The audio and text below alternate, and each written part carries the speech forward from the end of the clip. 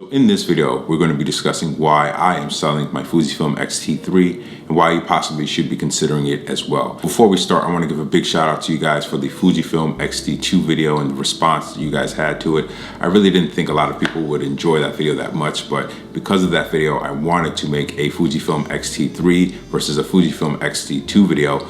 But what I found while making that comparison is that they're so eerily similar that it would just be a waste of time to even watch the video, hence why I'm going to be selling this X-T3. Now, I don't want to get anything misconstrued in this video. The Fujifilm X-T3 is an amazing camera that if you can get for a great price, by all means go for it.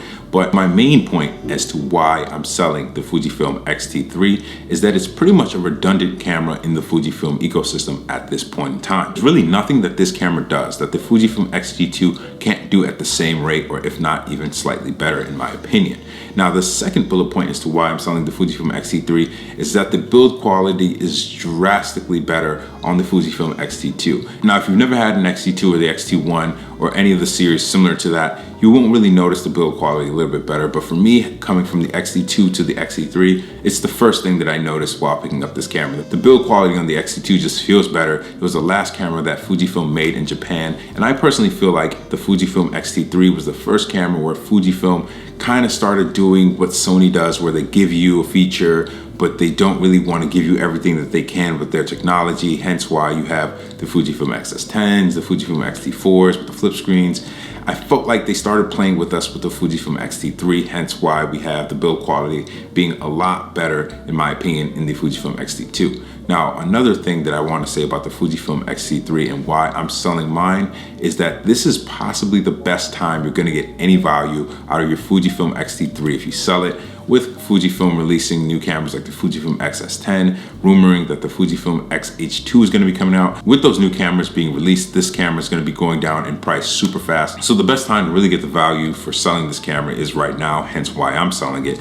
But after talking to a lot of people who love Fujifilm, who are Fujifilm enthusiasts, none of them really ever tell me that they love the Fujifilm X-T3. A lot of them love the Fujifilm X-T1. They love the Fujifilm X Pro 2. They love the X-T2. Some of them even really love the X-T4, but I've never heard people really give a strong recommendation to the X-T3. I've never really heard people say the X-T3 is a hidden gem, it's something that you should try, etc., etc. I've heard that about many Fujifilm cameras, just not the X-T3. So I personally think that a lot of the things that I do with photography could just be done with the X-T2. I have the Fujifilm X-S10 over there, which I will be doing a full review for you guys, so definitely stay tuned for that.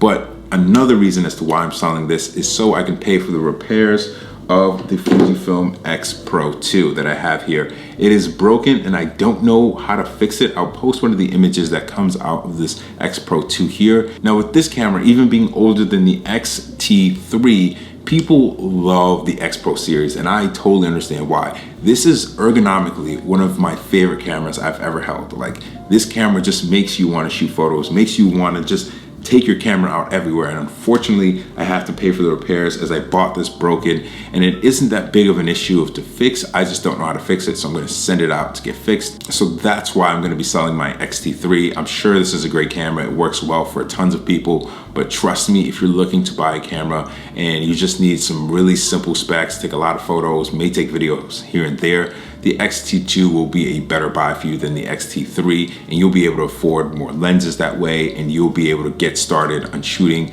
or taking videos way much sooner if you're trying to save some money and get the X-T3. So that's why I'm selling my X-T3, for those major reasons, but most importantly is to repair the X Pro 2. So now, how did I even get the X-T3? After we went on that San Francisco road trip, which you guys should definitely check out that video if you love road trips and photography, I went home and I checked on Facebook and someone was selling the X-T3 for $500. There's no way I'm not gonna pick that up. That is an insane steal. And by the time I got to him, he said, hey, look, someone's doing $600. I said, look, dude, if you're selling it for that price point, I don't care, I'm just gonna buy it. Instantly, while holding this camera, I didn't feel the same way while holding the X-T2. And I know all of these things sound like really minuscule details, but once you start shooting a lot, if you have a camera that you don't love shooting with, you're not gonna shoot. It's just really that simple. And that's why I think a lot of people misunderestimate that part in the terms gear doesn't matter, but it really does. But yeah, that's the end of this video. Let me know, what are your thoughts in the comment section down below? Do you love your X-T3? Are you looking to buy an X-T3? What makes you prefer this camera over other models that Fujifilm has made? Let me know in the comment section below. But with that being said, it is your boy Wale, and I'm out.